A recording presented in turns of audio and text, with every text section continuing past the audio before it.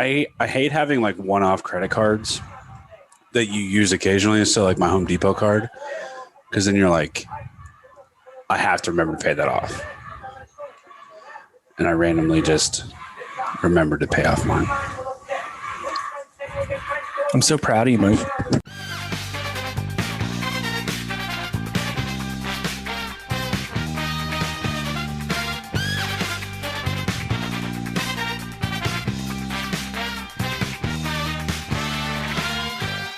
God damn it. Sorry. Welcome to $2 Steak, a pro wrestling podcast. I am your host, Aaron Varnum. Joining me today, as always, Tolbert. Present. Cookie. What they do, boo-boo? And Big Mike. Let's go. Boys, it has been a week. We are all back together again, not in the same room, but we are back on a schedule. We are getting episodes out. I was able to get together a rundown before Saturday morning, and we're actually able to record Saturday afternoon. This is a day earlier than we thought we would. A day earlier than we thought we would. I sent out the rundown. Everybody got real excited about the matches that I picked this week. It is a fun week. There's a lot of shit that we have not talked about in a long time on this week's episode of $2 Steak. I just want to say we are not to the level where Jasmine wants us to get back to, which is you telling us our matches a week before. We're never going to be on that level again. But ever again. I love getting a rundown on like a Wednesday or a Thursday. You got it on a Friday. Fridays work too, because then I can wake up early on Saturday and I get to watch the matches. At least it wasn't 2 hours before we're supposed to record. I have done that before. Hey, I think we're just going to skip this week, guys. Yeah. I got some classes. I've only done that once, maybe? Where Twice. we've actually skipped. Yeah, once. Once? Yeah. Anyways, how's your week been, Tolbert? Starting with you first this week. Pretty standard. Working through my rugby injury. Still? Yeah, things are getting better there. It's 2 weeks. I'm progressing. weeks. Progressing how quickly. long? What's a diagnosis for this, Mike? Are we trying to like diagnose what? For him to walk normally, or For him to not fucking bring it up on the podcast every week? give For it me to 3 walk. more weeks and he won't talk about it on the podcast? I mean, you asked what I've been doing. That's literally what I've been doing. I haven't been wearing a knee brace and working. I've been He'll be sitting ready on for the couch. Sevens tournament at the end of June if he wants to play. Are Probably. you going to play?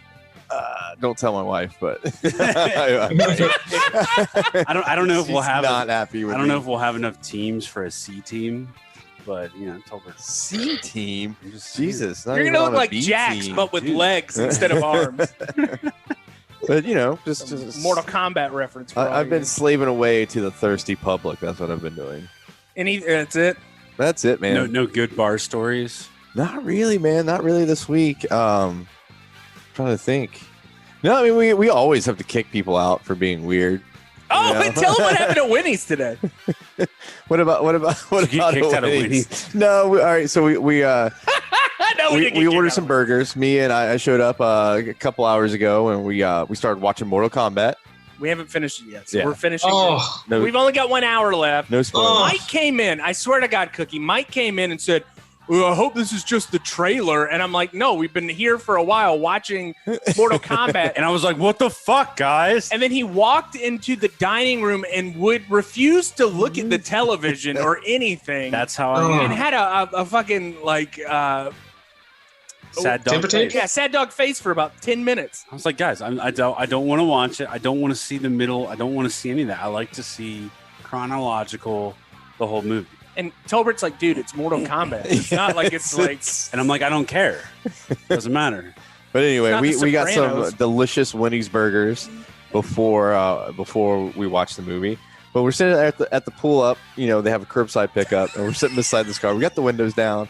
We're relaxing, man, and it's busy. It's packed. it's fucking Yeah. packed. It's Winnie's on a happy. Saturday. I'm glad Winnie's is doing well. For a There- while there they was- were struggling. Tons of people waiting outside. It makes me so happy. and it was a very busy Winnie's. For You know, how, and- for how and many places we've lost during the pandemic, Yes. I was really worried about Winnie's. I think Winnie's is going to be fine. Yeah, it's gonna be fine. But Hans Moleman was parked next to us apparently, and he was trying to get the service staff's attention. It was pretty funny and pathetic. at the same time. And our windows are down. We're parked right beside him. And he's going, hello, hello, Miss Waitstaff. Hello? Hello. But every time he says it, Varnum and I are start losing it. cackling, dude, to the point where he just gives up because he knows we're laughing at him. Pretty comical. It's like the lady knows you're there. But what was it about? Did you? He wanted his food.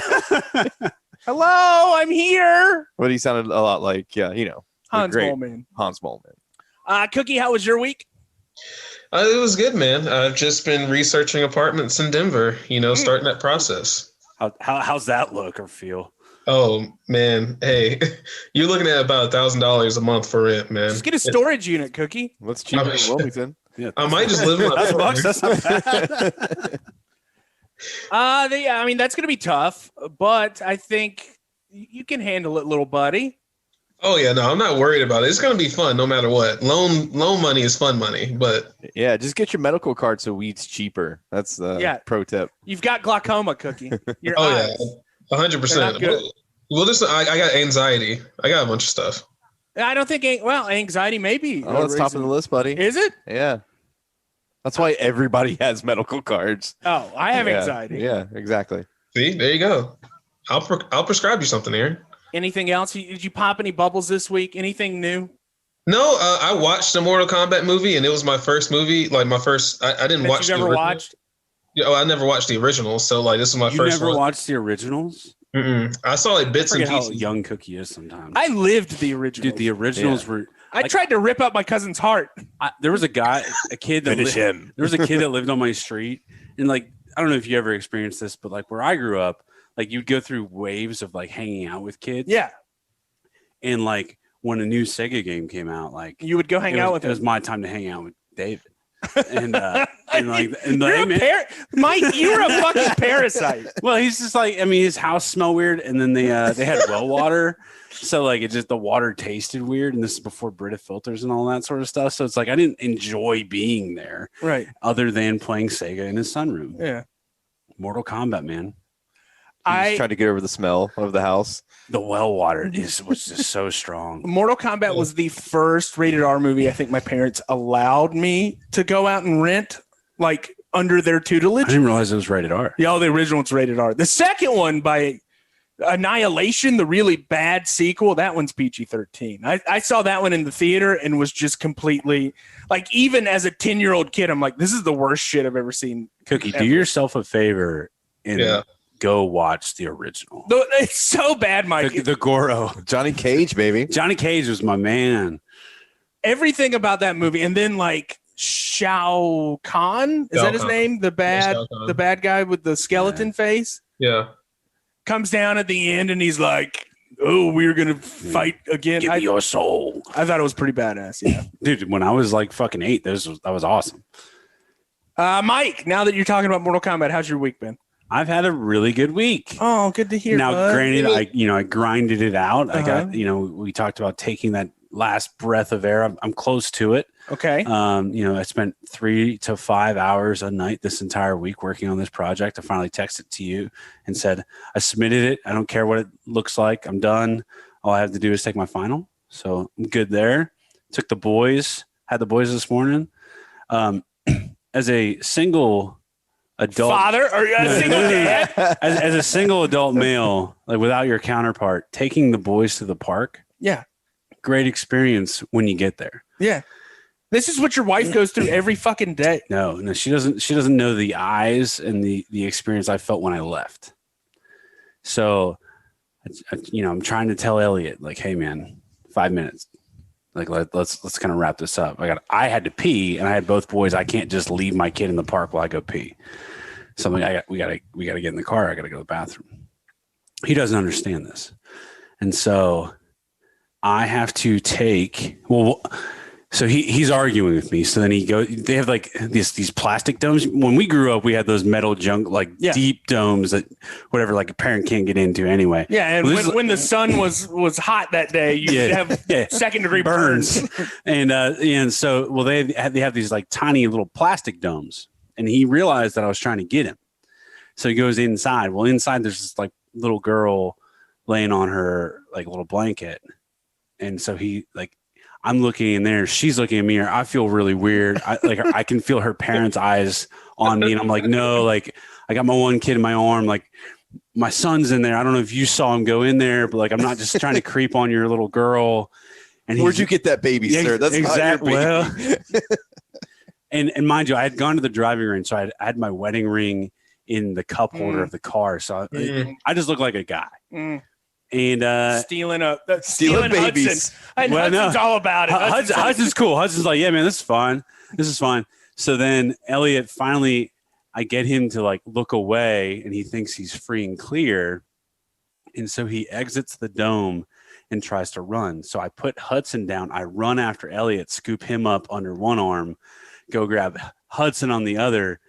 Elliot starts screaming hysterically, no, no, no, no, no. Do you know what it looks like when you have like 12 adult eyes just staring at you as you take a child out of a playground while they're all screaming debating? No. I'm like, God, no, like I have the Honda Odyssey. Like it's like I'm not a pedophile. I'm not stealing a child. Please don't judge me. You're like, why do you have a Honda Odyssey, sir? But I feel like I felt so judged until I like hit the button in my like over my pants to have the fucking doors open until That's even worse. Until everybody saw that the van. Half of those people had 9 and 1 dial. Right? Like I felt so ready. I'm ready. Not degraded, but like I just like felt defeated because I was like, man, sometimes he leaves the park and he's upset, but whatever, it's me and Amanda, or it's just Amanda. Sometimes he leaves the park fine, but no, he was literally under my arm as I'm carrying him out, and he just yelling, no, no, no, no. Well, so if you guys hear about a 6'4", 300-pound man abducting a child, abducting children in Wilmington, North Carolina, it didn't happen. I'm surprised our Amber Alerts didn't go off on our phones on the way home. I'm literally that would have been great. We're watching Mortal Kombat, and we get I'm driving away, going like, they're gonna call the cops. You on the lookout for a white Honda Odyssey, palooka looking dude. That man looked so nice, and then all of a sudden he just abducted that child. It's like that picture of Sasquatch steak shirt on. Anyways, so we filmed our last football game last night. It was good. We passions were running high. Apparently, passions were running high. Man, we had the other team's local broadcast in the other booth. And when's the last time any of y'all have seen a 400-pound man cry his eyes out? Have you guys seen that in a while? It's been a while. It was over the debate of wrestling being real the last time I saw it. Oh, it's still real to me, damn it, that guy. I know him. I've met him. We're Facebook friends. I'm friends with that guy. I saw him at a convention, and he did a plug for Midnight Mayhem. He said, Midnight Mayhem, it's still real to me, damn it. And I'm like, you are awesome. Thank you.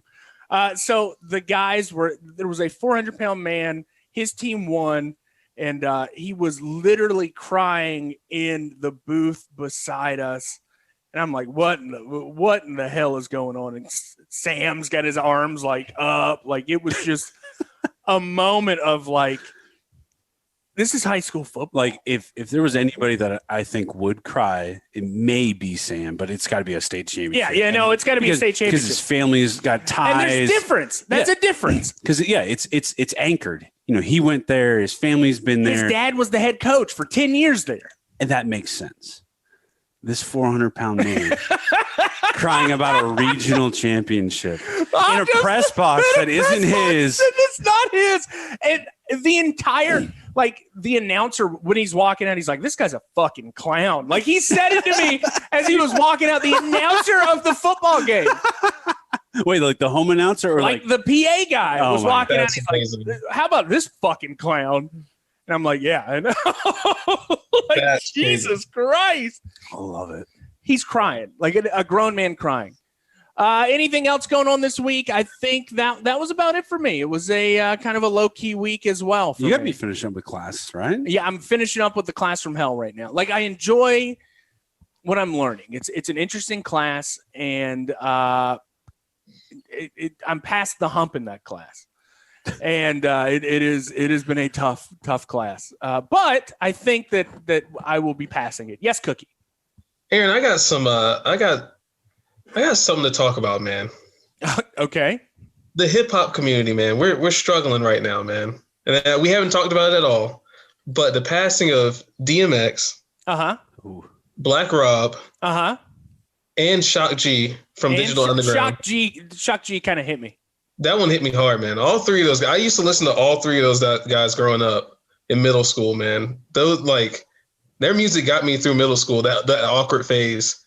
Just rest in power, man. That's all I gotta say. I'll tell you, one of the first rap albums that I remember listening to was Flesh of My Flesh, Blood of My Blood. Yes. And I was listening to it in the school bus with this kid on the school bus. His parents were from Jamaica, and he and I were sitting together. And he was the only kid on the school bus that listened to rap, obviously. And why obviously? Because he was the only black kid on our school bus on this school bus with me. There you go. And so we're sitting there, and he's like, "Have you ever heard of DMX?" And I'm like, "No." And I just remember hearing this man with the scariest voice in the world say, "I got blood on my hands with no remorse. I got blood on my dick because I fucked a corpse." And I'm like, what is this? Oh my God. It blew my little mind, And then he started barking at him. Why is this man barking at me? And I after that, I just fell in love with hip hop and rap music, and having him pass away a couple weeks ago, that one was a little bit tragic. The Shock G one, I really enjoyed when I was DJing downtown Wilmington long time ago. I had the Digital Underground Humpty Dance. That was always one that got people dancing. And I loved a bunch of their other stuff that they came out with. So that one was definitely a big blow to my heart as well. And we got word that Terry Funk got COVID this week. Oh, yeah, dude. Really? Jesus. Okay, though. It's okay. Don't forget about Mongo. And we'll talk about that in a second. Jesus. That one's not okay. COVID got Terry Funk. Yeah. COVID caught a case of Terry fucking Funk. That's right. That's what I'm going to believe and feel in my heart. Oh. Terry might sell it. He's going to sell it. But motherfucking COVID's going to take a chair. That's right. Damn right. I believe Terry would use a chair to break up the mucus in his chest. He would just hit himself with it. Hey, run on down to the Target. Go ahead and pick me up a couple metal chairs. Gonna need them. Forever. And also another bit of sad news in the wrestling community. Steve Mongo McMichael, former Chicago Bear, former Patriot, great NFL football player. God darn. Tolbert. Sorry. I don't know if y'all heard that, but it was Tolbert. We're having a serious moment, and you're burping into the microphone. I took my headset off. Thanks, Tolbert. He was diagnosed with advanced ALS. Very tough. Dude, ALS is one of those things. So essentially your body, so you have nerves and they conduct your muscles, right? And so your essentially ALS, it's called demyelination. So the avenues that the brain sends signals to those nerves, to the muscles, basically just rots away. And so you lose the ability to fire your muscles. And it goes from your feet and hands up to your central system. And then pretty much everybody with ALS dies because they get pneumonia. Yeah. And they stop breathing. It's one of the shittiest diseases. Yeah. I had a friend growing up, his mom got it while we were in college, and it was and so she had one good year. Yeah. So there's the quick one, which is like the Lou Gehrig's, or it sounds like what he has, or you get the Stephen Hawking's ALS, which takes a lot longer. It's slower to progress. You can be intubated, and so then you have a breathing tube that does it, because eventually once it gets to your diaphragm, if you can't fire your diaphragm, you can't breathe, and so you get a tube that can do it for you. But no matter what, even if you lose all feeling, all sensation, you will eventually get pneumonia and die. Yeah. It's just a matter of when. Yeah. And so no matter how precautious your caregivers are or whatever it is, that's how everybody with ALS goes. It's super fucking sad. Yeah, no, it's definitely sad. And for somebody, we have picked on Steve Mongo McMichael in the past. He's not the best wrestler in the world, but he's entertaining. Yeah. And we enjoyed what we watched from him. He gave us hours of entertainment. He gave me hours of entertainment as a child. Like I grew up knowing who this person was, and this guy being such a great football player. So that was a tough blow for us to hear this week as well. So this week, when I was picking the matches, last month that was Women's Appreciation Month? It's pretty Women History Month. Sad that you don't even remember. I know, but Jasmine told me, she said, Aaron, you guys need to do something for women. It's pretty sad that you had to be told by my girlfriend. So, and I'd been meaning to do this during the month that we had the mini episodes. So we had these 2 mini episodes, right? One of those was going to be what I picked this week. So for this week, I wanted to show a little appreciation for the AJW women. We talked about this before. We were going to do a full episode on AJW women. And I finally bit the bullet. We had 3 matches this week, some very interesting and different but fun matches this week. Mike, were you entertained by women's wrestling this week? I was, very much. Good, because Mike is usually the one. As I said, I would rather watch all 3 of these matches than anything with Nia Jax in it. I get it. And it's not because she's a woman. It's not because she's, terrible in the ring. Well, it is because she's terrible in the ring. She's terrible in the ring. And careless. People think it's because she's big or whatever. She's not attractive. No. She just sucks. These women's These women's is good. I was said these women's matches this week were phenomenal. They're great. There's big ladies. There's small ladies. Everybody kicks ass this week. All right. Well, so you got the warm up. Let's actually talk about some wrestling.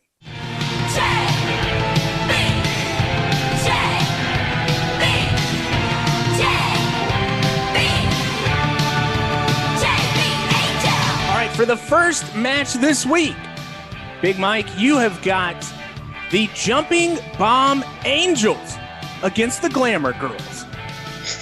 Well, that throws me off because I thought it was the Bomber Girls. The Jumping Bomb Angels. Okay, well, they never called them that. They are called the Jumping Bomb Angels. All right, so we get the Jumping Bomb Angels versus Lonnie and Judy, or the Glamour Girls. We'll call them Karen. Well, yeah, we got a bunch of Karens. This is from March 5th, 1988. Parts unknown. Because did you know where? I don't know where it was taking place. We've got Gorilla Monsoon and a British guy on Lord Alfred Hayes. Do you have anything about Lord Alfred? He used to be a wrestler. They hired him, and he managed a little bit and then became an announcer. Okay, sounds kind of lame. All right, so this is 1988, and I don't know if you guys remember a couple of years ago, there was a big push to make women's tag team wrestling a thing in the WWF or WWE. And little did I know, because I, newbie and all, I had no idea that it had been a thing previously. Correct. And so the Japanese, the Jumping Bomber Girls or whatever. Jumping Bomb Angels. I'm going to go ahead and call them Bomber Girls. That's not what their title is. Well, they called them that in the match. Yeah, they didn't even know their real names. And so they hold the WWF Women's Tag Championships against 2 Karens. They come out with their valet, Mouth of the South, Jimmy Hart. Jimmy Hart doesn't actually mouth anything. Not at all. Not through the whole match. Yeah, it's pretty lame, actually. Billed from Myrtle Beach, South Carolina. Don't even know why he was there. But the Glamour Girls come out, and y'all remember how they used to go to the strip clubs and get the hose for the hoe train? Mm-hmm. I think they went on down to the Macy's to get these 2 Karens. Yeah. Or the pool hall. I think these are 2 barflies. They didn't even look pool hall tough, Aaron. They looked like Karens that were standing behind the cash register at the Macy's. These women look like they get their rocks off asking for your receipt for a return. They look like they love telling people that you can't use 2 coupons at the same time. I could see that. When you ask for help finding something at the Macy's, they ask to talk to your manager. That's right. Anyway, Bomber Girls come out. Fucking police escort. Yeah, why not, man? Booze. What's going on? These are the champions. They're getting booed coming on down to the ring. There was Asian hate back then. Asian hate today, man. Y'all got to get your shit straight. Ain't nothing wrong with the Asians. Thanks. I said that, on the other podcast we were on. Anyway, so the Bomber Girls come out. These girls can work. Let me tell you, Karens didn't look like they should be there. No. The Bomber Girls look like they've been training for years. Yes. They look like, so this was my first observation. It was the difference between Division I athletics and Division III athletics. It's the same 100%. sport. Absolutely. I was literally thinking the same thing while watching. It's the same sport. They're playing the same sport. The difference in athleticism was so apparent. I get contrasting styles, right? Very contrasting styles. You get the American style, the Japanese style, the Lucha Libre style, all that sort of stuff. I can understand that. I can understand differences in translation, like how you're going to call in the ring if you don't know what how to speak the language. These girls from Japan literally fucking wiped the floor with these white chicks, these blonde white chicks that look exactly the same. That Jimmy Hart probably fucking both of them. Yeah. I don't even know. All I know is like. These Japanese girls come out and they you know how athletic they are. They get in the fucking ring, they start stretching. They're stretching. Like, yes. Does like the drop split. Yes, yes, and it was so good. And it comes. While Judy's smoking a exactly in the other corner, and you can see it because all right. So the first part of the match is the Japanese girls just working the shit out of these white girls, and like that these white girls are going, "What the fuck is happening?" Moolah never taught us that. There was one spot, the first tag from a white girl to white girl that literally the announcers played it up. They're like, oh, she didn't want to get tagged in. It's like, no, that bitch did not want to get tagged in because they were about to get worked. Like their shit rocked. Tolbert said that they were probably shooting. That's what Tolbert at watched. One point it looked like it. Tolbert watched 4 minutes of this match and literally goes, is this a shoot? Because these Japanese girls were beating the shit out of these two Karens. It eventually does turn back into a wrestling match. We get some like really, again, contrasting styles. So the Japanese girls are doing a lot of counters and holds and like transitions, whereas the Karens are literally just doing like power slam and powers. Yes. Body slam, back body drop, like just like these kind of like just really regimented, slowed down things. Whereas the Japanese girls are like flipping into fucking arm drags and like all this sort of shit. It was great. My favorite thing about Mike's matches, they would go for a little bit of offense, and the Bombers would just like reverse it and like either kick them or slap them or chop them. Just like, no, fuck you. Oh my god, that was the best part. The thing about you don't see it a ton. You see it a little bit in today's women's wrestling, but you don't see it nearly as much as in the plethora of matches that we've watched. Is the hair drag toss? Yeah, like the hair drag spot where they just like pick them up by their hair and toss them. And obviously, they're working together and all that sort of stuff, but like, it just looks vicious. Yeah, there was a lot of that. The white girls were really good at doing that to the poor Japanese girls. I didn't take a ton of notes about the work in between and all the spot sets and stuff. One of the Japanese girls hits a double clothesline, which you do see a little bit in today's wrestling, which was pretty, I don't know, interesting to see because I feel like in none of the tag team stuff we've seen with like the 80s guys and all that sort of stuff, you don't see that then. You see it now. At one point, the match descends into chaos. Well, of course. I don't even know how to describe what's happening, but you get both girls all four girls in the ring. The referee's like, you didn't get tagged in. You didn't get tagged in. All this sort of stuff. And the Bombers end up winning because as it's devolved and all this sort of thing, the one gets the what was it called? It wasn't a roll up. But it was like a victory roll almost. Yeah, it was like she comes over the top, gets the legs up. So Aaron's terrible. about Fight Clubbing the matches. He always wants to talk about the matches the day we get together. He always wants to talk about the matches when he sends them, all this sort of stuff. Me and Cookie talked about your match yesterday. Yeah, well, Cookie and Aaron are like, oh, I wonder if Mike's going to hate his match. I really liked it, but the problem is they plant that seed in my head, and so I'm watching it. When those Karens came out with Jimmy Hart, I'm like, what the fuck am I about to watch? Yes.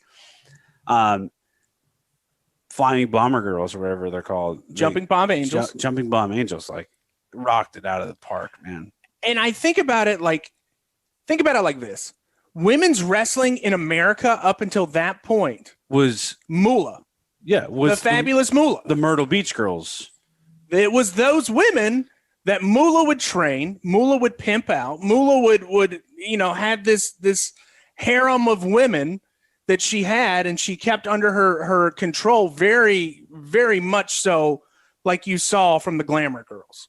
Now, I don't know if the Glamour Girls were a part of Moolah's stuff, but I assume so because there's Moolah's style of professional wrestling. And you see this in 1987, it was still that kind of style. Well, 88 was the match, but 88. But it carried forward shit. I mean, damn near till the Divas thing. Yeah. And then eventually we actually get to like women wrestlers. Right. And then you see this contrast in style from the Jumping Bomb Angels coming in and just blowing the minds out of everybody in this, and especially the Glamour Girls. Well, and that's the thing. Speaking of blowing their minds, like, so these Japanese Flying Bomb Angels come in to booze, police escort. People are throwing stuff into the ring. Yeah. Not like a lot of garbage, but people are throwing stuff into the ring during the match, and they leave as faces. Yeah.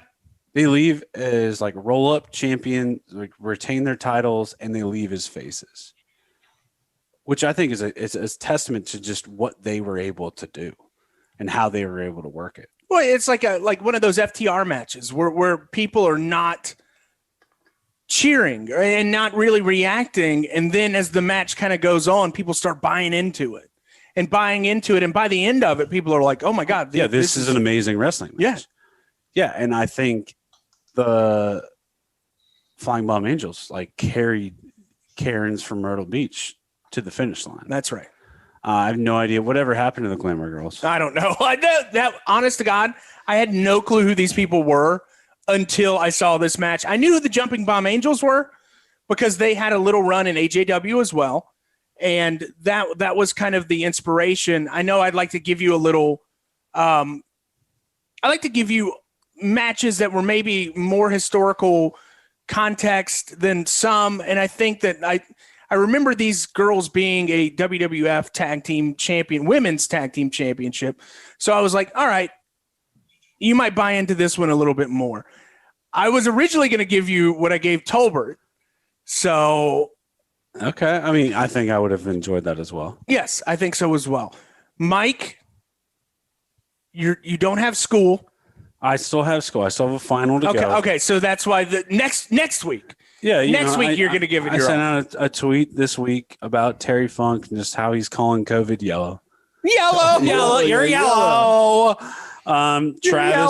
Travis, listened to Aaron and created the best RVD marijuana themed. Thank you, Travis. $2 steak art I think we've had ever. This shit, we didn't even mention it was 420.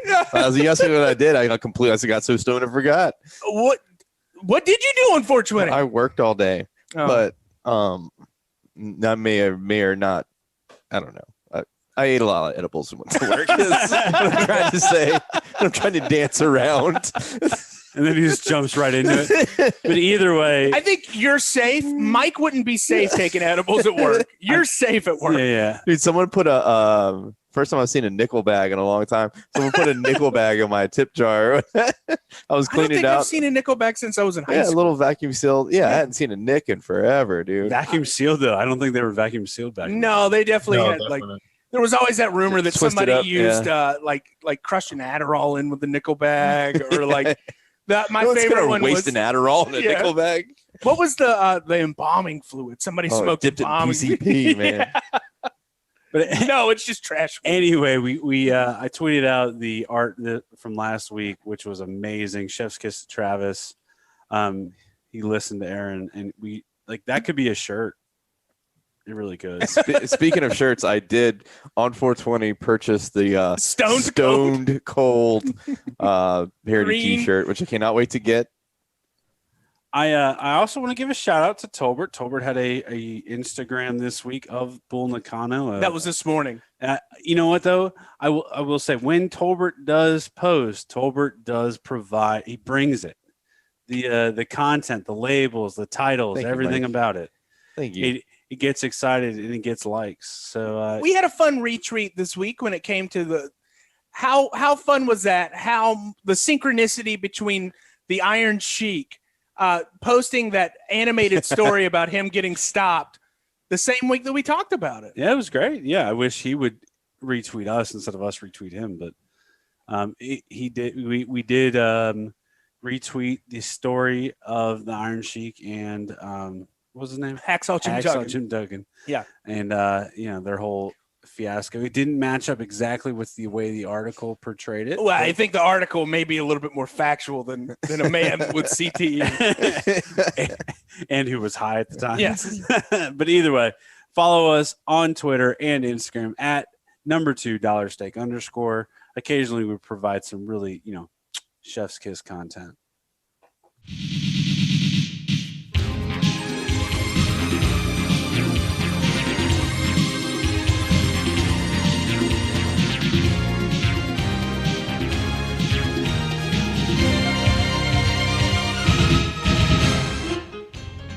All right, for the strong style cookie, looked like you had to urinate during the Mike segment.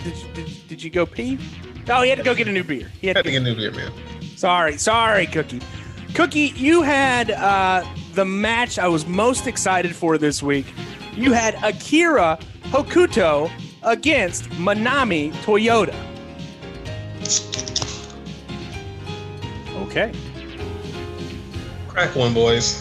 It's going to be a good one. It's going to be a long segment. Y'all ready for this, man? I'm totally ready. I might have to run into the fridge. Saturdays for the cookies. I got a lot to unpack here, boys. Hey, buddy, that was a 25-minute barn Classic. burner. Yes. I bet you do have a lot. Yeah. I got a message on the WhatsApp from Mike at 6:00 this morning saying, I'm really pumped about this match. Well, that was more of a joke because it was just like Japanese lettering versus Japanese lettering. I can't wait to watch this. Yeah. Was this for a title? I don't think this was even for I don't think it was for a title, no. Like, it was just for pride. Yeah, I don't know what the fuck it was for. They were fighting for something. They didn't like each other. All right. Boys, there's an aesthetic that comes with women's wrestling, especially in the 90s and in Japan. First off, you got Akira Hokuto coming out with the funkiest bass line. I mean, it sounded like some Thundercat beats. And she's dressed in all black. She looks like an undead bride. Like, I know that, like, she dresses for the occasion, so I know this is going to be a great match. And then Manami comes out, and, I mean, she comes out to some generic music, and it's all good, but because, it's all about the pageantry, and she's about that action. She's about that action for sure, because she comes out swinging. What sucks for her is she ended up on the outside of the ring with Akira doing like a senton on top of her. Wasn't a good start for Toyota. No, she was fighting from behind. She was, but like this, Aaron, there wasn't even a minute into the match yet. The match hadn't even started yet, and these girls are already going at it. There's like some heat. There must be something going on between these two women that we don't know. But dude, this match was like how I describe it is like watching an orchestrated car crash. Yes. These girls don't miss a beat. I mean, Hokuto drops Toyota with a nasty back suplex. Toyota pops back up, hits the top rope for a middle rope drop kick. Like, the pace of this match is just unreal, especially for women's wrestling today. No offense. I was texting you today, and I said it was like two Daniel Bryans going against each other. Yeah, like the trying pace. to one up each other. Yeah, and the sprinting and the pacing, it was wild. Yes, they were like with unlimited stamina for 25 minutes. These women are just going to the top rope. They're dropping each other on their heads. It was a slobber knocker. That's what JR would call it. And of course he would. This was ridiculous. If this was a last woman standing match, I think I could see that. I could see it being a last woman standing match. That's how hard these women were going in 1995 of all times. Yeah. Oh man, I love women's wrestling, and I want the ladies' product, the ladies' product of today or today's product. I want women to push their limits to this standard right here. I feel like some of them are. I mean, Sasha Banks. I think Sasha Banks is very much like Manami Toyota. Goes after it. Some of those matches with Bailey or that Becky match, when they were in the cage, she gets it. She also hurts herself every time. Yeah. But I feel like Bianca Belair can do it too. Aaron, are you okay? You keep looking around. There's a car. I think Paul Walker's outside. I don't know, man. Reincarnated. Somebody in Sunset Park is going full Tokyo Drift. Somebody's doing donuts in Sunset Park. What's that fucking song? And I'll miss you or whatever. What is? Oh, I see you again. Yeah. That would be. Anyways, oh man. Yeah, so I do see a lot of Manami Toyota in Sasha Banks. I can see that, and I see a lot of, I wouldn't say biting of this style, because nobody's really been able to kind of recreate what these two had in the ring yet. And it's kind of a testament to that AJW style. AJW was very intense, and we'll talk about it a little bit when we talk about Bull Nakano. Yeah. But these people, this group of women, were taught a style that is very much like a man. Well, that's where I don't want to step on Cookie's toes, so I won't mention the move. But there were things that happened in this match that I have yet to see men pull off today because that shit takes fucking stones. Yes. To do. Yeah. 100%. And I kind of equate Manami Toyota to Ray Phoenix, but she's more controlled than Ray Phoenix, where Ray Phoenix will just throw himself and doesn't give a fuck. But Toyota cares a little bit more, and she'll hit it every time. It's not guaranteed that Ray Phoenix is going to hit his mark every time. Right. But anyway, let's go ahead and get into the countdown. And one last thing. She's 20 years old in this match. Really? She is she started wrestling at age 16 in the AJW system. Oh my God. Which is absolutely mind-blowing to me that she hit her peak at 20 years old. It's child abuse. That's insane to me. People talk about how young some of the wrestlers are today, like Rhea Ripley being 24 and stuff like that. Rhea Ripley isn't doing the shit that Manami Toyota was doing. Nobody's doing it, men or women. No. This shit is ridiculous. All right. Cookie's top 4. Number 1. All right. We're not even 5 minutes into the match, y'all. Akira Hokuto goes up to the top rope, but Toyota is there to knock her down to the outside floor. Now, the cameraman is positioned right behind Hokuto, who is now on the floor. And what you see next is Akira Hokuto jumping off the top rope. I'm sorry, it's Manami Toyota. Yep. It's Toyota. Toyota jumping off the top rope to the outside, delivering one of the most beautiful drop kicks that looks so painful because we saw Hokuto's perspective from it. This is the dirtiest move I've ever seen in wrestling. That shit was gnarly. Dude, this is what I was talking about. And you think about it today, nobody is going to do that move without 5 people under them to catch them. Exactly. Manami took a flat back bump from that drop kick to the outside. I don't care how small or big, and just seeing somebody go to the fucking top rope turnbuckle, jump to the outside and deliver a crisp 2 feet to somebody's chest. Yes. Was I almost spit my coffee out. It was disgusting to watch.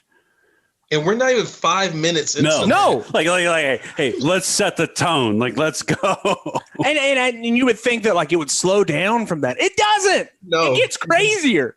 It doesn't. I was like, oh, here's the high spot. This is going to be my number 1. And I don't know if I'm going to be able to top this. Boy, good God. Did I top it? Number 2. Number 2, Simply, Manami Toyota is the GOAT when it comes to athleticism in that ring.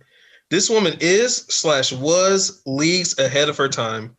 If you would have told me that an Asian woman, I'm just going to be very specific, an Asian woman was box jumping to the top rope and doing cross bodies in the mid-90s, I would have told you to go fuck yourself.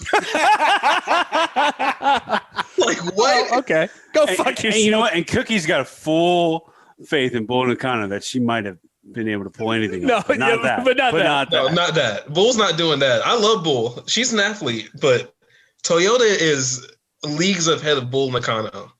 She's my GOAT when it comes to women's wrestling after this match.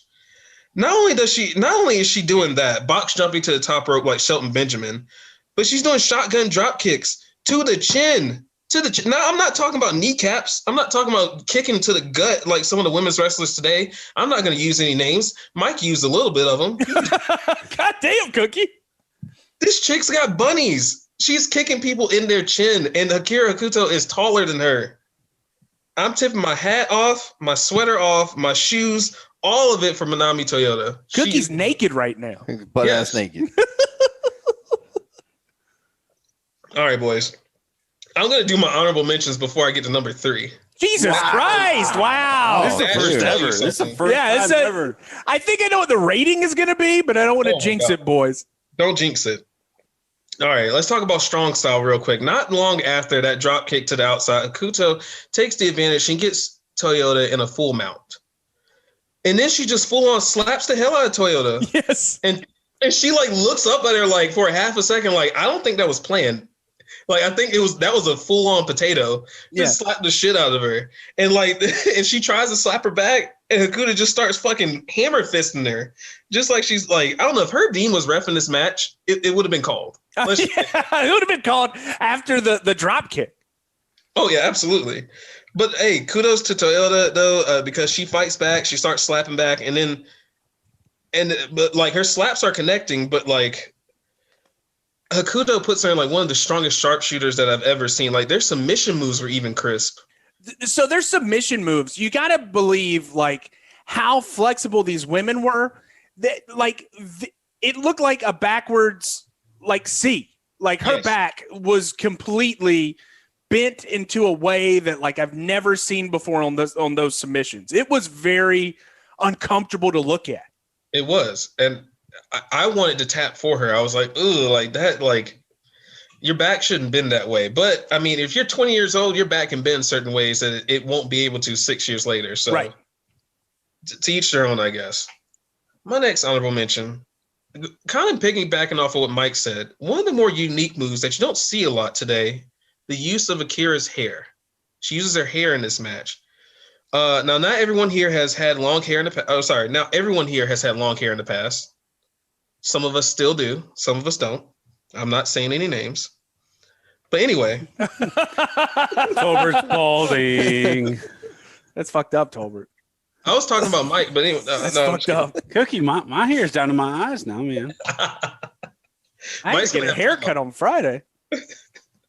Anyway, sorry. Picture someone that has a hold of your hair by the base of it, and then they just start rotating 360 degrees, and then they throw you across the ring by your hair. Right. That hurts. That ouch. Like it's the little heel things like that kept me invested in this match. I'm just like, I haven't seen that before. That's unique. Yeah. That's different. Yeah. So kudos to them. Every German suplex, every suplex in general, someone was landing on their head. Yeah. Like Toyota did a moonsault at one point that was completely flawless. 2 count. Hokuto counters a Hurricanrana into a powerbomb. Nasty. Drops her on her neck and her head. Akira Hokuto hits a freaking poison Rana, that reverse reverse Hurricanrana. Mm-hmm. In the mid 90s, she's doing this stuff. She's doing stuff that I saw in like the late 90s and early 2000s by men. I saw like Jeff Hardy doing this stuff. I'm like, oh my God, he's an innovator. Little do I know, 5 years before this, like these 2 little Japanese women are fucking killing it on the AJW scene. Right. Unbelievable, man. Hey, but last one, real quick shout out to Toyota for using one of my favorite moves that I used to use in all my wrestling games. It's called the Queen Suplex, but it was that move where, you cross the person's arms and then you pick the person up and then you drop them on their neck. Mm-hmm. I don't know if she innovated that move. I don't know if you know this or not. I don't know if she's the creator, but that move was fucking cool and different. Swig of beer for the poor man. All right. Number 3. What the fuck is wrong with these women? That's how I started. Like, honestly, where's the beef at? I don't know, man. I wish I knew the storylines a little bit more. Aaron, I wish you did too. I want to know who hurt them. Like, was there a man involved? Like, who hurt y'all? Are y'all just fighting for fame, for clout? What is going on? My concern comes from this fisherman brainbuster that Aaron, you texted me about. You said, dude, fisherman suplex brainbuster. It's absolutely one of the most gorgeous moves I've seen, and I'm surprised I've never seen it before. And like, Akira didn't like gently drop her down. She like spiked her. Yeah. Spiked her. And that should have been the match. If that would have been a match, I would be like 5 stars. Already 5 stars. Good match. She drilled her 2 count. Like, and then Toyota bridges out of it. She doesn't just kick out. She bridges out of it. If these two aren't like regulars at physical therapy right now, I'll be shocked. I swear. Like, Mike, I'm sure you get uncomfortable watching certain matches. Like I was so uncomfortable watching this match around this point. I can only imagine what. I can only imagine what they go through. I mean, granted, they probably didn't wrestle like this every single time. I don't know, man. I've every Manami Toyota match that I've seen, she's doing this. I mean, I don't know, man. She's probably making money for somebody then. Yeah, she has to be. She will do a suicide dive and run at full speed, and like will hit the guardrail at full speed, or the rail or whatever. And I'm just like, dear God, woman, like, relax, like, what are you doing right now? Stop. You don't have to do that. Hey, Cookie, maybe she doesn't know it's a work. Maybe. I don't think she does. I would hope so. All right. Aaron, I'm going to take it over from here. 3.5. When it comes to to that table spot, the first one, I legit said, please don't do it. Please, please don't do it. Those Japanese tables, they don't give. No. They literally have zero give to them. They are hard as fuck. So when Toyota jumps off that top rope for that splash on the Hokuto, you could hear the wind get knocked out of her. Yeah. And the table just slowly collapses with the 2 bodies on top of it. Dear God. And this is only like, I think 18. We're only 18 minutes into the match at this point. 3.69. Manami Toyota does a springboard to the outside and flat backs it onto the mat. She just fucking flat backs it. We're like 19 minutes in, and she just does a jumping senton for no reason. There's no belt. She just jumps and flat backs it. She literally does a senton to the mat, and my back hurt after that one. They were on the ground for about a minute they were on the ground for about a minute, and I think they were checking on each other at that point. Yeah. Because like you could see them talking to each other.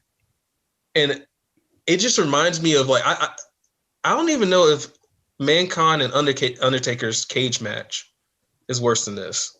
Like I know they went through some bumps in that match, but there's like 2 major bumps in that. And there's like 50. Exactly. There's so many like high spots in this match.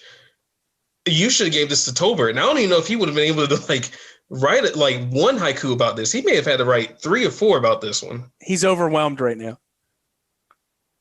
3.81. Wait, hold on. After Aaron said that, all he did was shake his head. He couldn't speak. Did you eat an edible? No. I did not. I've got some, but I did not eat one. Because I was thinking that like right now is when it's starting to kick in.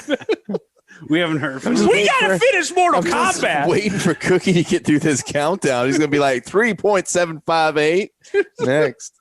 3.14 repeated. 3.81. The referee has lost control. The referee has lost control of this match at this point because they're walking around on the outside of the ring. And then, would you look at that? They found another table. Oh, no, they're getting on top of this table. Here comes another high spot. Dear Jesus, Please don't do anything stupid. These are just the thoughts that are going through my head. They said, fuck all that noise, jackknife powerbomb to Manami Toyota onto that Howard Varnum table. Yes. My dad built that. This is one trip to Japan. Yeah, well, he probably built all those tables and they're still at ringside right now. There's still a little Manami Toyota like outline in it. Oh my God. 3.93.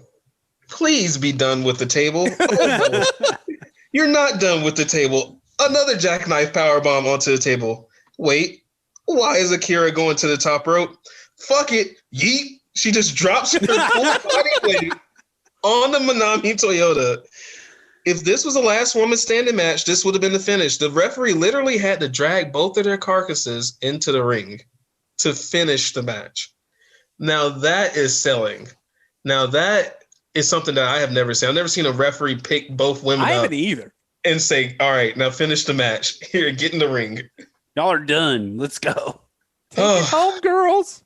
All right. Number 4.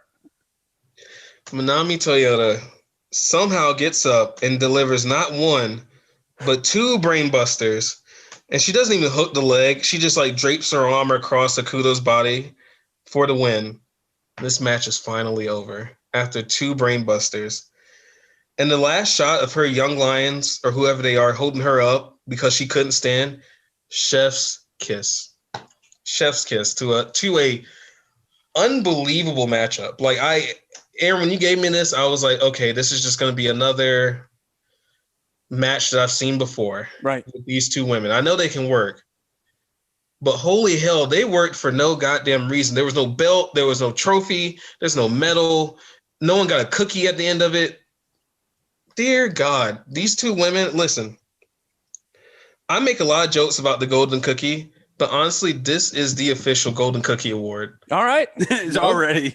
No more. No nominations, no ceremony, no circumstance. I said a long time ago that the Golden Lovers match was just Kenny Omega and Ibushi. Yeah. I think it was Ibushi, that they got it. They're number 2 now. This match is officially number 1 in my golden cookie books.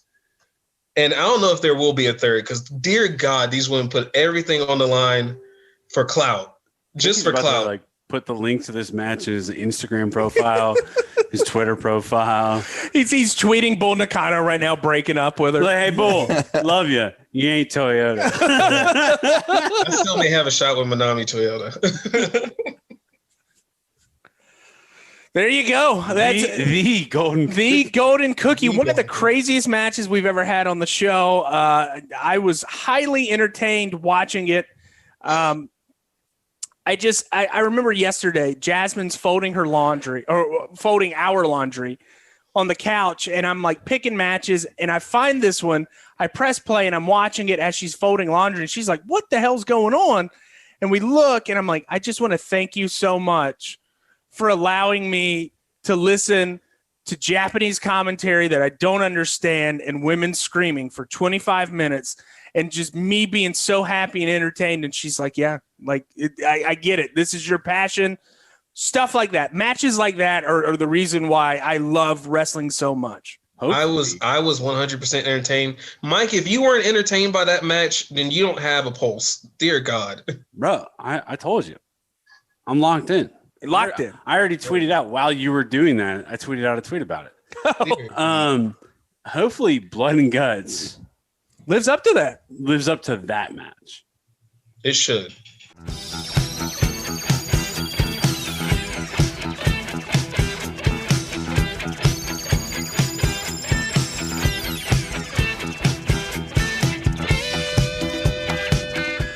All right, so we have had a tale of 2 different styles. We've had a tale of 2 styles that were similar, fast pace.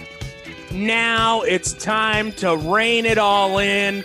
I want to see blood. I want to see an angry, badass, heavy metal punk rock fight. Hell That's yeah. exactly what this Hell is. yeah. Tolbert, there was some controversy when I assigned you this match this week. One, Cookie said that he was not going to give up his girl for anybody. I think now that after he's watched his match, he has officially given up his girl to you.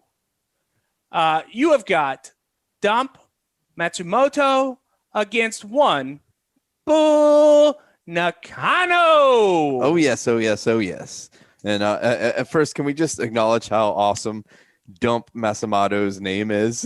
It's incredible. It's great. It's incredible. All right, so this is Japan, probably. This is 1986. So okay, long time ago. Very young Bull Nakano. The year that I was born. Yes, I was a year old. I was barely a year old. So this is a very young Bull Nakano. She doesn't quite have the stature that we're used to. She usually towers over everybody. She has a crazy tall hair, and she just dominates. So I think she's breaking into the business. She's been a part of this faction, which is a hardcore, from what I can tell, like a punk rock kind of street gang faction she's been a part of. And they're like 100% punk rock. Yeah, and they roll deep. They've got 1,000 young lions and all this crazy shit. But I guess she wants to break away. She's like, hey, I want to be, I'm really into the Grateful Dead. And you guys appreciate. You guys are listening to the Germs and the Bad Brains. I just want to listen. Which she still appreciates, but she just wants to branch out a little bit. Maybe go hang out with the post-punk kids. Yeah, man. It's not always just angry in your face. I want to just chill. Well, the faction is not happy about this, Varnum. They say no, you can't. You can't just leave like that. You can't just walk away. I don't know. I'm just speculating. This might what be going on. I think it was very similar to what it was. Yeah, talked about it. This was what we came to. They have some kind of K-pop stars at the announcer table. I did not. Cookie said, texted me last night and said, I don't know who's sitting at the table, but I think she's hot. Okay. Hot as fuck. Yeah, I mean, she's cute. She's cute. But obviously, she's some kind of like early K-pop star or something, like a guest commentator, if you will. The crowd is completely on Bull's side. They're chanting her name, loving it. Everyone's like, do you, girl, you do your thing, whoop that ass, So first off, I have to comment on their outfits. Dump Matsumoto has this huge orange wig, like spiked out vest. I mean, just dressed to the nines. Looks like something off the Warriors, like just rolled off the subway. Like a final villain in Double Dragon. Exactly. Oh, you know what I mean? Like you're like definitely looking at it and you're like, God, okay. And she's got the kendo stick too. She's ready to roll. Bull is more of a flock of seagulls look, or more of a new wave indie kid look. New wave. She's got some feathers and like a bird mask, but still rocking a pretty sweet mohawk. She'll put on a Devo record. Yeah. All right. So there is a little bit of size advantage for Dump. She's a big girl. She's huge, actually. And she doesn't waste any time. She's like, fuck you. And she starts beating her with that kendo stick immediately. And for about 10 minutes, she just beats the shit out of Bull Nakano. That was the first 10 minutes of this match. Her just throwing her around. I mean, massive suplexes. Bull would get in some offense here and there, but she would just reverse it and just be just mean, dude. And right off the bat, man, she busts Bull open with the kendo stick. She gets her ringside. The young lions trap her. And they start just punching her, beating her with the stick. She starts gushing blood. She digs deep. She comes back and she starts handing it to Dump. She draws some color from her. Dump starts bleeding like a stuck pig. I mean, at one point they're just both gushing blood in this match. And they don't stop, and they do these little transitions where they go to roll out of the ring, but I like how they transition to the next little spots. They'll go for a rollout, but automatically they're either grabbing their hair or bashing each other with the guardrail or the kendo stick, what have you. So they never really stop, man. They just keep it rolling, and it just gets more brutal and brutal and brutal. You see halfway through the match, we'll take a wicked brain buster where you see her like neck compress a little bit. Yeah. Like she gets spiked a little bit there. She does get some pretty sweet suplexes on Dump, but the size difference and how big she is, she just barely gets her over, but she just takes all of that on her neck. Dump does respond to some more brutal suplexes as well, where she kind of just throws Bull and just massive bumps the whole time. the crowd is like worried about Bull Nakano. They're gasping and they're like, dude, our hero's getting the shit beat out of her. So we're coming to a close here. We have a lot of action in and out of the ring. We even have a dog chain spot where Dump wraps Bull's neck up in a dog chain, leads her around the ring into the crowd, showing her, look, is this your champ? I don't think so. And just beats her bloody right in front of the crowd. Delivers some of the gnarliest clotheslines I've ever seen. One almost flips Bull completely around, and this ends up being her demise. She pins her for the win. Crowd's not happy.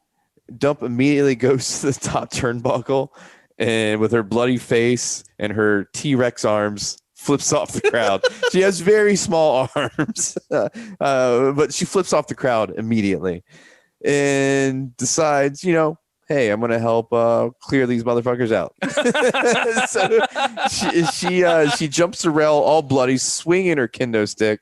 The crowd is terrified, dude. She is creating a full-on crush. People are trampling each other, trying to get away from her. I'm seeing people fall down. The guys at the commentary booth can't get their headsets off. Yeah, they're dragging mics and cords everywhere. People are running. Looked like he was going to try to stab her with his microphone just to keep her away at bay. Yeah. Yeah, but I had to think. I was like, I hope this is the main event because the arena is fucked. There's chairs everywhere. People are screaming and running. Can you imagine if it wasn't? It was like the curtain opener. Hey, sorry, we scared first match. Scared half the crowd away. Eventually, Dump makes it all the way to the mid-level stands and clears the crowd up all the way, and then she just stands victorious on the bleachers, raising her little arms in the air, bloody face and all. She's pretty awesome, right? Pretty badass. Dude, like I said, it reminded me of the Becky Lynch part where she's standing there, arms up, face bleeding. Yes, Cookie. Dude, as she's walking through the crowd, it's just like she's got a hunchback while she's doing it, so she just looks even more animalistic. Oh man, what a sight! Crazy. I would have loved to been at some of these matches. I would have loved to just can we go back to 1980 something and just go to a wrestling match? Yes, that's all I want to do. I want to go and when kayfabe is real, and I just want to see and experience it, especially in the South live. I would love to be at see a South where people are trying to stab the wrestlers. Or in Japan, when Leatherface comes out with a chainsaw and chases people around, or Dump, it was such a cool time for professional wrestling in the 80s. Yeah, but these ladies beat the shit out of each other. I have to mention there is a spot where they throw a kendo stick to each other, and they just go full on kendo style, beating the crap. It was like a lightsaber battle, exchanging blows. But yeah, it's like a lightsaber battle, but if you just hit each other in the head, back and forth. Didn't even try to block. No, it was wild. But yeah, wild match, and we can definitely see how her style develops from here, where she went on to be just a absolute brutal beast in the ring. Dude, if she's going through matches like this, in the first couple years of her career, you know, she's got a big future ahead of her. Of course. Cookie, do you still love Bull after seeing her lose for this match? It hurt me to see Bull lose, but I knew it was a part of her process. I was going to say, this match led her to be able to go to the top of the cage. Yeah, and jump do that off. sit down power bomb or whatever it was. The leg drop. That was it. That just fucking destroyed that poor chick. This built her to that. We need more AJW matches. They're so fun. This is better than half the shit on TV right now. It's 90% of the shit on television right now. Well, I mean, if there's 3 nights of wrestling, 4 if you count Impact, it's better than 75% of the shit that's on TV right now. Okay. You're doing Steiner math over here. Talk to him, Mike. To get that shit. That means 100 and you got 33 and thirds of a third. All I knew is I have to get another TV, man. Yes. Real quick, we saw 3 great matches today. Mike sent a text into the chat last night that said, oh no, Apollo is doing some type of like Coney 2012 gimmick. Yeah. No, well, it was like I didn't realize he was doing like a full-on African warlord, Nigerian African warlord thing with this Aziz guy that is just so fucking bad. If I were taking this class 10 years from now, we would be studying that about racial. I'm like, well, in my head, I'm like, dude, it's like 1990. Okay, I get it. It's 2021. Yeah, and you had Apollo go from no accent to an African accent. Yeah. Like, all right. I mean, he is Nigerian, but he grew up in California. But like, you bring Kofi in, he has a Jamaican accent from the start, quote unquote. Right. Like, dude just went from like Titus Worldwide, no accent, to like Nigerian prince to Wakanda with a wizard staff, Wakanda with a commander as like this shit.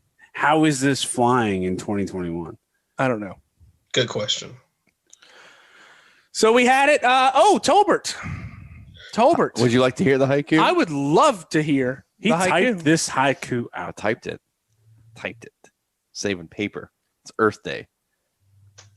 Yesterday was Earth Day. It was Earth Day. Every day is Earth Day when you smoke it, brother. Oh, man. Oh, not to mention the call to action for all my fellow smokers. Call your local representative and tell them you want Bill 617 passed and you want it passed now. If you live in the state of North Carolina. If you live in the state of North Carolina. Yeah, whatever. So that is it recreational or medicinal? Both. Hell yeah. All right, so there we go. That's the HighKu. That's it. Yeah, that was my HighKu. He's gonna give the phone number for your local. I'm gonna call Tom Tillis. I'm gonna buy one of those rushing dialing machines. All right. Anyway, Bull ready to rock. Nakano gets brain busted. Dump shits on the crowd. That was good. Love it. Can I say I'm proud of you two for not making a mockery of Dump's name? Well, after seeing her, I would not want to. Yeah, I'm just so proud. Like we can get some very like when you see her freshman suplex, style humor on this podcast. That's low hanging fruit, Mike. But when you see her suplex for the first time, you're like, oh, that's why they call her Dump, because she dumps you on your head. on their heads. This chick kills. She's something. She had the balls. I have seen a picture of her coming out with a fucking swastika on her jacket. Like, think about the heat of a Japanese woman coming out with a swastika. What do you think Tolbert would do if he's behind the bar and a chick like Dump walks in with a kendo stick and a swastika jacket? I would be so confused. First off, swinging around, and be like, "Give me a beer." Like, does Tolbert serve her, or does Tolbert try to kick her out? Yeah, you got a swastika on. You're going. Yeah, I'll take a suplex though. I'll take one for my people. That's what we need to be for Halloween. Mike can be Bull Nakano. I can be Dumb. Like we're like the crew. I'm cool and like culturally appropriating like Asian women. That's our Halloween costume. All right, that's it. Any final thoughts? We're good. Great episode last week. I like when Aaron gets the rundowns in early. So are we? Do you think we're slowly crawling our way out of that shithole that we had been in? I think so. We are Jeff Hardy in rehab at this point. We are crawling ourselves out of that just like godforsaken pit we were in for several months. Crawling out and heading towards Myrtle Beach. So Myrtle Beach, the Myrtle Beach incident will be when Cookie moves to Colorado. So we just lose all hope. Hey, you know what though, guys? Let's not look to the future. Let's live in the moment. We're gonna go ahead and we're gonna embrace the greatness that is to come until Cookie leaves. We are going to just spread joy and amazing wrestling content. We're gonna be great. We're gonna live in the moment. We're doing it. One last thought before we go.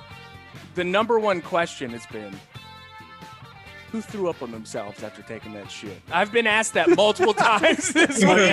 Your wife was one of the people that asked me that question. She's like, wait, who threw up on themselves after taking that dirty shit? TBD. Can't do it. Redacted. Can't do it. I think I think Jasmine actually may have played it for the person that threw up. Everyone thinks it's her. Yeah. Yeah, but like maybe it is, maybe it isn't. It was not Jasmine. It was not Jasmine. It was not me. But did that person feel shame? Oh, fuck no. This person shame. has no shame whatsoever. I love it. You know what? Definitely live your life better afterwards. Live your life. I think embrace the experience. Damn. Thank you for listening to $2 Steak, a pro wrestling podcast.